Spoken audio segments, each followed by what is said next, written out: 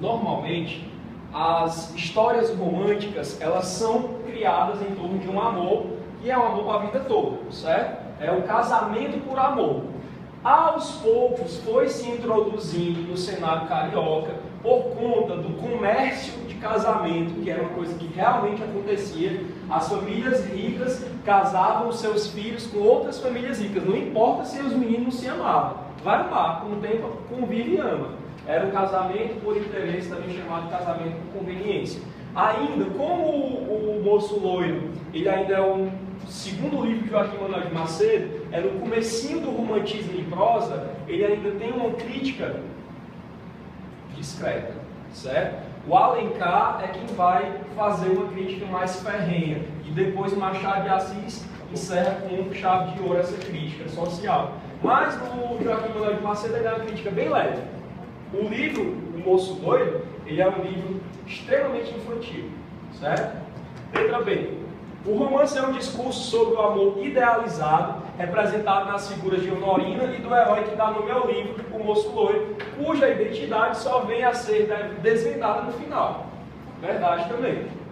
Letra C. A história tem como tema central o furto da cruz da família de Honorina. Por diversas circunstâncias, seu primo Lauro foi considerado culpado e expulso de casa. Verdadeiro. Verdadeiro também. Deve ser a falsa dele, né? Ele cria uma atmosfera de mistério tal que acaba por fazer o Honorina se interessar cada vez mais por ele, mas não chega a se apaixonar. Mentira. Aí, falso. Ela se apaixona por ele, mesmo sem saber quem é ele ainda, certo? Tanto ela quanto a amiga dela, a Raquel, sabe aquela amiga que só anda com você, mas ela se interessa pelo seu boy? Pronto, a Raquel, ela se apaixona pelo Moço Loiro também, mesmo sem saber quem ele é. Porque tu é assim, já?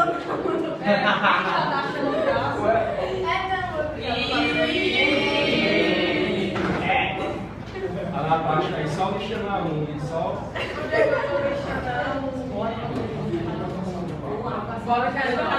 O Moço Loiro pode ser enquadrado na vertente urbana ou de costumes, que é a mesma coisa. Pode passar.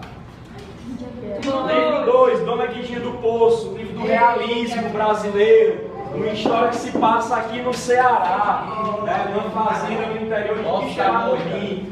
Ô cara, Dona Guidinha do Poço. A história gira em torno de uma mulher que não aceita o viés, aquela onda de patriarcalismo do sertão nordestino do século XIX. Dona Guidinha do Poço, ela é casada com um coronel, mas ela que é o coronel. O marido dela é barriga branca, faz tudo que ela quer. Ela que manda em tudo. Ela que manda em tudo. Daqui a pouco tu não vai mais concordar com isso. E não se ofenda, não estou dizendo que você é assim não, tá?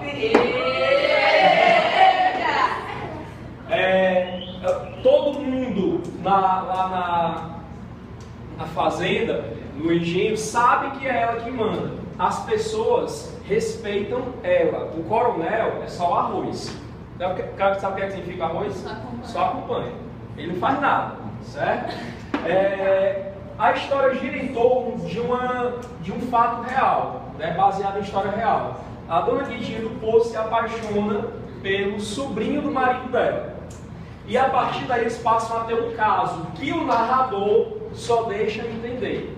Né? Aos poucos, lá no finalzinho da história, já escancaram um pouco as coisas e realmente deixa aberto que a Dona Guidinha tinha um caso com ele, com o Secundino, e que com outros cabras do engenho talvez ela também possa ter tido caso, certo? No final da história, o coronel descobre que a Guidinha traía ele com o sobrinho dele. O que ele faz? Manda um capanga dele matar a Guida. Só que a Guida, que era esperta, fala assim: como é, você vem para me matar?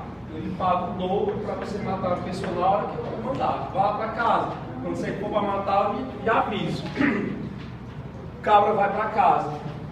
Poucos dias depois, o coronel amanhece morto. Como é? O marido dela morre. Ela manda matar o marido dela. Na verdade, o narrador não sabe se foi ela que mandou matar. Mas tem aquela história: ah, você veio me matar? Peraí. vou lhe dar esse dinheiro aqui, vá para casa, depois o que é que você vai fazer? Aí pouco tempo depois o marido dela aparece morto.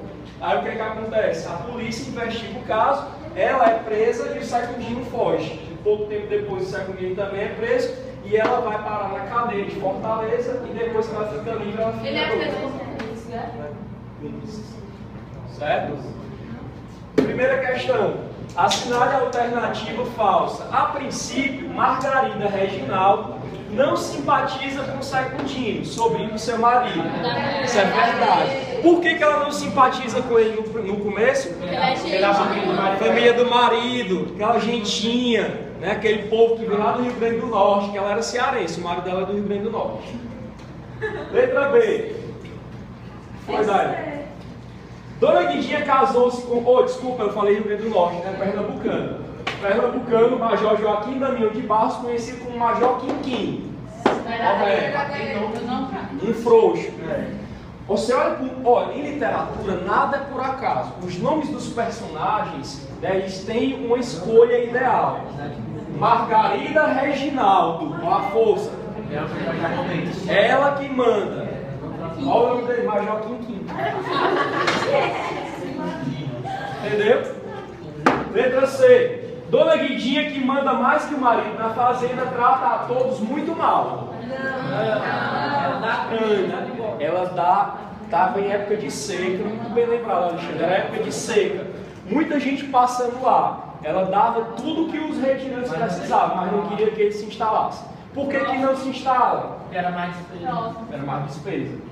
Segunda, assinar a alternativa correta. Dona Guidinha do Poço é um romance indianista e sertanista? Não. Ele é regionalista, né? O tempo da narrativa é cronológico, é compreendido entre a transição da monarquia para a república. Professor.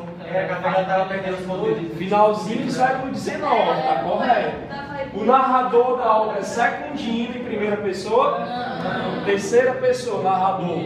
Não participa da história, mas é onisciente. Observador e onisciente. Próxima. Livro 3. A Bagaceira, José Américo de Almeida, é considerado o marco inicial da segunda fase do modernismo. Também conhecido mais popularmente como o quê? Romance de 30. Romance de 1930 ou prosa de 30. Também chamado de regionalismo modernista. A segunda fase, ela tem toda uma preocupação social. O pessoal do terceiro ano e do segundo ano, a gente está falando sobre isso hoje, né? A forma como os autores da segunda fase modernista usaram a literatura para falar, expor os problemas da sociedade da década de 30 e 40, certo? Lembre, o Brasil nessa época estava passando por uma crise mundial, desde 1929, pela ditadura Era Vargas e pela Segunda Guerra Mundial, tá? Questão. Em A Bagaceira de José Américo de Almeida, nota-se uma atitude reivindicatória em face do meio hostil e decadente que descreve. Que meio é esse?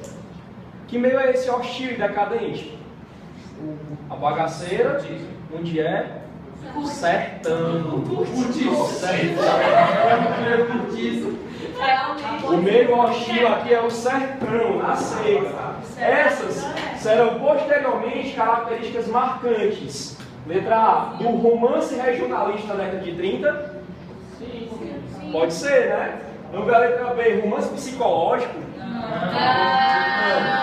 Prosa coloquial e regional dos contos. A Bagaceira marcou. O moderno teatro brasileiro? Não. Poesia concreta? Não. Regionalismo de 30, letra A. Aqui, ó, é marco inicial da geração modernista. Como é? Olhar os lírios do campo. Olhar os lírios do campo é da mesma época da Bagaceira.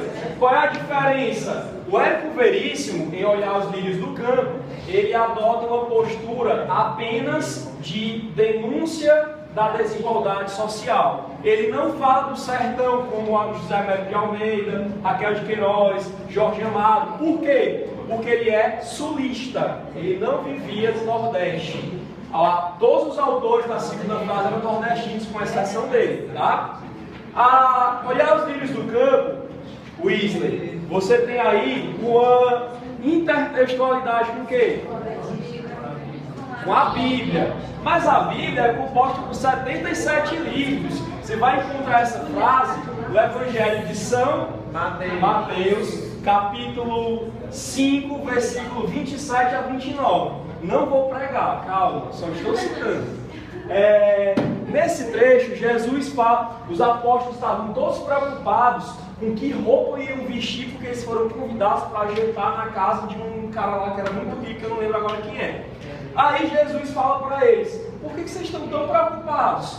Olhem para os lírios do campo. Eles não trabalham, não fiam, mas nem Salomão, com toda a riqueza dele, conseguiu ser tão bonito quanto um lírio do campo. Ou seja, Jesus nessa passagem ensina o quê? Simplicidade. Para que se preocupar com riqueza, com ostentação, se mostrar? E essa lição que Jesus deu no título é a lição que o protagonista do livro, o doutor Eugênio Fontes, precisa aprender. Lembrando rapidinho, o Eugênio tem uma infância difícil, ele é muito pobre, e ele vai estudar no colégio particular onde ele sofria o quê? Bullying, porque ele era pobre, que as roupas dele eram surradas, material de segunda mão e tal. Então todo mundo ria dele. Cala a boca. É o Gabriel. Até porque o pai dele também atrasava a mensalidade, ele era cobrado, aquela coisa em sala de aula. Resultado, todo mundo ria dele. O que foi que o Eugênio começou a desenvolver? Um complexo de inferioridade, que na adolescência vira uma ambição, que ele coloca na cabeça dele que a única coisa que ele não quer ser na vida é o quê? Pobre. Ele vai fazer vestibular. Ele vai fazer vestibular, era para ter filmado para mandar para o Faustão. Ele vai fazer vestibular para aquele curso que ele acha que dá maior retorno rapidamente, que é o curso de medicina.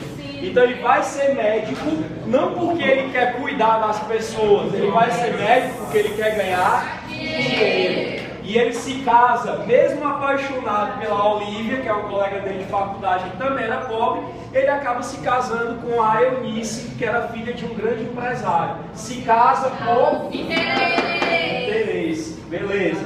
No final da história, o Eugênio descobre que o dinheiro que ele tanto valorizava não trouxe a felicidade que ele queria, ele vivia num casamento infeliz. A Olivia morre e ele descobre que ele tinha uma filha com a Olivia. Então ele decide terminar o casamento dele e ser pai. E aí ele vai aprender desde o começo a voltar a ter laços com a pobreza que ele tanto detestava. Vai cuidar de pobre, certo? E aí é onde ele vai ser mais feliz. São temas abordados na obra. Letra A. A luta pela igualdade de classe tem? Tem, pessoal. Tem sim. Mas não tem homofobia. Certo? O casamento por interesse tem? Tem. Anticlericalismo? Tem desigualdade social? Alpinismo social? Alpinismo social que é, ó? Certo? Próximo. Assinale Oi? Alguém fez uma pergunta? Não. Essa não vai gabaritar. Letra C. Eugênio foi sofrer bullying na escola por ser negro? Não. Eugênio tinha muito orgulho da profissão de seu pai? Não. Devido às perseguições? Sim. Letra C. Letra A. E o último livro, Grande Mentecapto, é o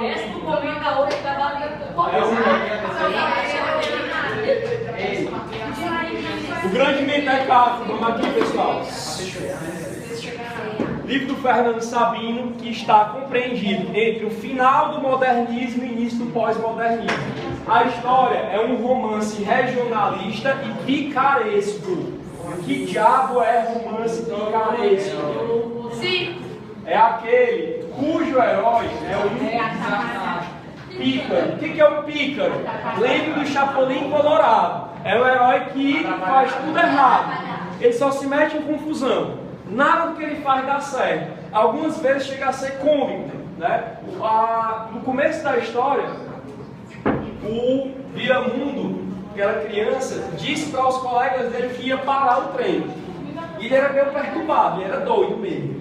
Ele falava, vou parar o trem. Aí ele ia lá para a linha do trem, onde o trem nunca tinha parado, e ele fica no meio da linha do trem. O maquinista, por sorte, viu ele de longe e parou o trem. Virou a fama na cidade do Viramundo porque ele tinha parado o trem. Dias depois, um amigo dele decide fazer a mesma coisa e acaba morrendo. O trem não para. O que acontece? Viramundo é expulso da cidade. Aí ele começa, ganha o apelido, o nome dele é Geraldo Boaventura. E ele ganha o apelido de Geraldo Viramundo porque ele vai andar pelo interior de Minas Gerais inteira, se metendo em confusão. Em todo lugar que ele chega é uma confusão diferente. Até que no final ele é assassinado numa revolução. A cidade alternativa falsa. O nome de batismo de Viramundo é Geraldo Boaventura, correto. O narrador da obra é exclusivamente em terceira pessoa. Tem alguns momentos em que o narrador se coloca em primeira pessoa, quando ele diz que ele é um pesquisador da vida do Geraldo Viramundo, certo? Ele diz que aquilo ali é o fruto das pesquisas dele. Falsa, letra B. Letra A, Viramundo era idealizado? Falso, né? Geraldo teve um romance com a filha do governador? Falso. Viveu sua infância em Rio Acima, Minas Gerais? Correto. Gente, vai todo mundo lá pro quadro pra tirar foto do Adriano.